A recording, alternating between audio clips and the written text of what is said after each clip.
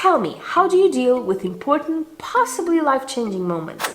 Like that all-important presentation at work, or that once-in-a-life interview for the job of your dreams, or when you're about to pitch an investor for that business you want to start, or even when you finally get the courage to go up to that crush of yours and start a conversation. How does that usually go for you? Does it go smoothly or do you choke? Do you suffer from psych yourself-outitis? If you're watching this video, I'm going to go out on a limb and say you do. Well, me too. And you've come to the right place because this video is all about overcoming it. But first, let me tell you the very embarrassing story that led me to making this video in the first place. I was always a very shy, introverted, awkward child, really. Then came my teenage years and I decided to do something about it. So I joined a theater group and essentially discovered a new side of me, an alter ego, if you will. When I was on stage, I was fearless. And after a couple of years, I got asked to audition for a big TV show. So I prepared like crazy, knew the lines front to back, and went to the audition, and there I was on a huge stage with a couple of well-known actors there to watch. And I choked. I couldn't deliver a single line. My mind was blank. All I remember was feeling extremely hot and the actors being very nice about it and giving me all kinds of cues, but I couldn't get one line out, They suggested I try again later, but I knew I couldn't do it, So I just apologized, thanked them for their time, and walked out. I never performed again. I've had other moments like that since, of course, like those first job interviews fresh out of college, or how I got a friend to tell my boss I was creating the first job I ever had because I couldn't do it, or even the first YouTube video I recorded.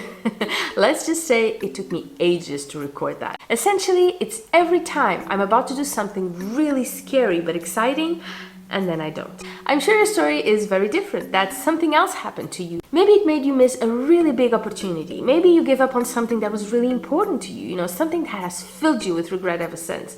Whatever it is, you still think about it and get upset. I totally get it. Here's the major thing I've realized about it over the years. When we psych ourselves out, we are essentially bullying ourselves with all that negative thinking. We are telling ourselves we will fail, that we aren't good enough, that we will never make it, whatever it is. And that needs to stop because it is holding us back. I don't want to keep running away from the big moments and keeping myself from doing stuff and achieving goals I really want just because of the fact that I psych myself out. Well, the good news and the bad news is it is all in our heads.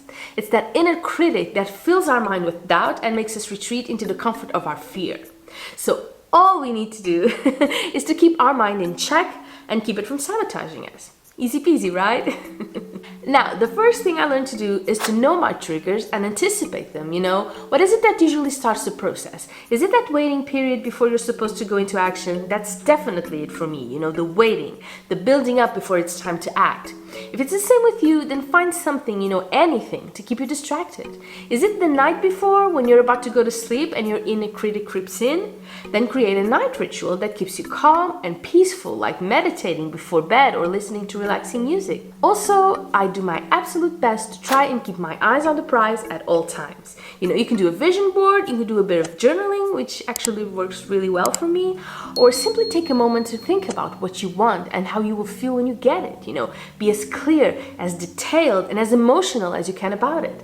Write it down, find images that represent it. The options are endless. But I guarantee you that if you keep focused on the end game, on what you want, there will be no room for doubt. That inner critic will be drowned out by how driven you feel. Now, another thing that hugely helps me is talking to others. When your mind is filled with negative voices, talking to people who care and have confidence in you will be the best possible way to keep them at bay.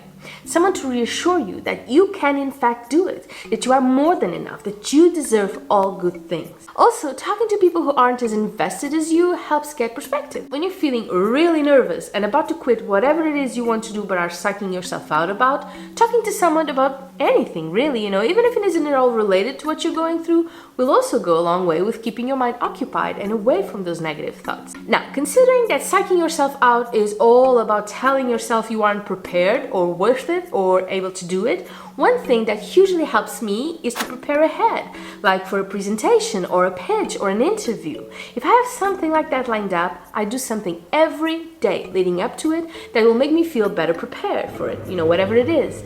So practice, study, learn, rehearse, whatever will make you feel more confident about what you're doing. Okay, so the moment has come and it is time to act. This is it. Are you ready? Start by clearing your mind from all the chaos those negative thoughts may be creating, okay? Through breathing, affirmations, listening to calm music, whatever it takes. You cannot concentrate and do what needs to be done with a messy head. You need clarity and calm. And if these negative thoughts persist, tell yourself that thoughts aren't facts. That fear is just a theory, a lie even. That your inner critic tells you to make you lose your strength and give up. Challenge those limiting beliefs. Why wouldn't I be able to do it? I've done so much more difficult things than that. I'm prepared. I know what I'm doing. I deserve this.